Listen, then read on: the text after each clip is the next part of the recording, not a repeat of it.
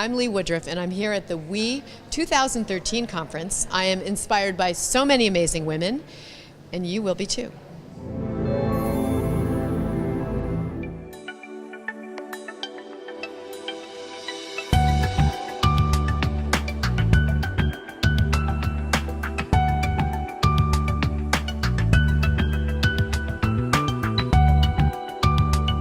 WIE is a global annual conference designed to empower tomorrow's leaders. So we bring together very successful male and female leaders today to share their ideas, their stories, their journeys, their advice with the next generation. So it's a sort of how did they do it conference.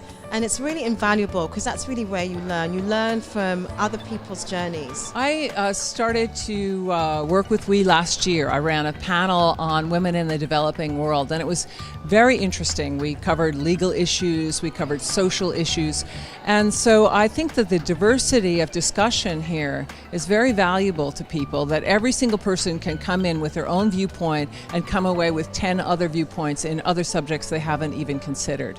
So it's a well worthwhile exercise to attend the sessions and get new thoughts. I think that if women stay together and talk together, that they can all move forward together. Well, I just started a new organization called Take the Lead.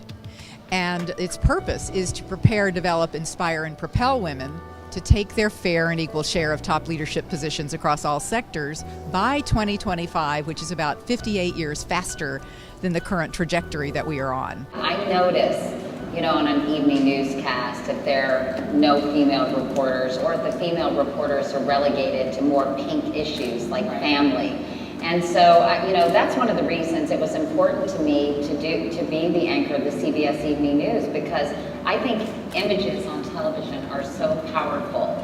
And what we see, you have to see it to be it, they say. And so I think as we have more women in front of us talking about Syria, or talking about, TARP, or talking about a host of subjects that are not necessarily female subjects, that will also open tremendous doors. I think and I hope there is more and more of a recognition that women are needed in increasing numbers, not just as anchors, but as guests and as experts, because people want to hear from folks who have a wide variety of backgrounds, of experiences, and sometimes women have a different way of telling a story or a different way of looking at a story that really can shift perceptions. So I think that's something that is coming and is really important, but we still see on like the Sunday news talk shows, for example, 86% of the guests are men. So when you're always putting men out as experts, people are getting the impression subconsciously that these are the people who are credible, these are the people that we respect,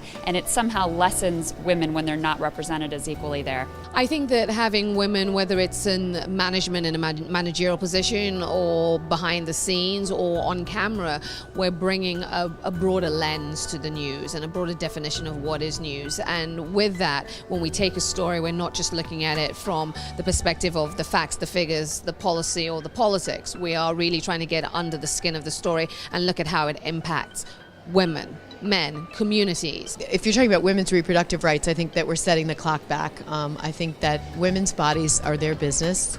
That's my personal politics. So I'm sad to see that sometimes I think a large, noisy faction can speak for a lot. A lot of women simply don't have the time to be politicized. They're carrying 3 jobs, they're single parenting, they're worried about just making the bills. I think that especially in America, we need to care more about recognizing that mothers and stay-at-home mothers and mothers that want to be mothers, they should be able to be mothers and develop themselves. I think that, in recent years, women have been so concerned with, I deserve to have a career too. And quite frankly, they should not have to depend on a man for their own safety, security, retirement, and all of those things. You never feel like you've got it figured out. You never feel like you'll say, how do you balance it? You're never balanced. I think working mothers, working parents, you're always going to feel guilty about something. And I think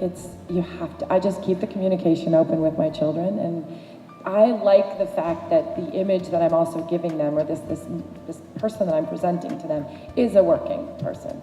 And I'm still very involved in their lives, obviously. I mean, take them to school and do their homework. I mean, I'm in the day to day. I would love to be a leader that actually mentors women themselves. I think what was so amazing about today's discussion was how important it is to actually be a leader that opens up doors for women, opens up networks for women.